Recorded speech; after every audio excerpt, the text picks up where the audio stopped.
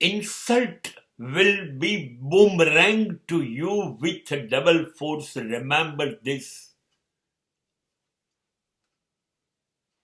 બહુ ખુશ ન થાઓ કોઈનું અપમાન કરીને. આજે તમારો વારો. અસ્તિત્વ કુદરત નોંધે છે. જ્યારે જ્યારે તમે કોઈનું અપમાન કરો છો, કોઈને ઉતારી પાડો છો, કોઈની લાગણી દુભાવો છો, અસ્તિત્વ નોંધે છે.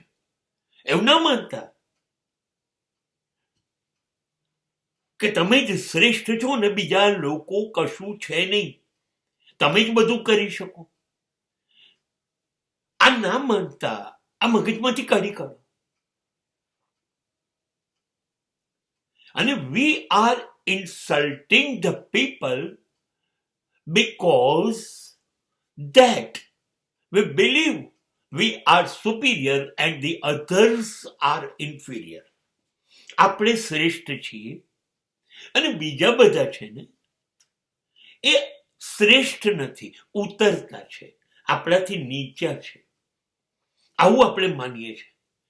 તો પછી નીચા છે, આપણે લાયક નથી, આપણી બરાબરી નથી, તો આપણા શબ્દો, આપણો ચહેરો, આપણું વર્તન તરત બદલાઈ જાય છે કે હું તો શ્રેષ્ઠ છું.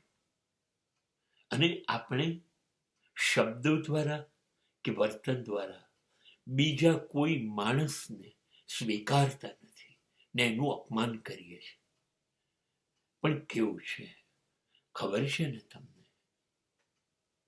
આકાશને પથ્થરો મારીએ તો પથ્થરો નીચે જ આવે, આકાશમાં ગાબડું ન પડે.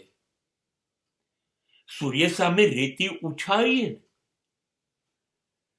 તો સૂર્ય તો ત્યાં જ રહે, એ ઝંખવાય નહીં, એ ઝાંખો ન પડે, એ રેતી તમારી ઉપર જ પડશે.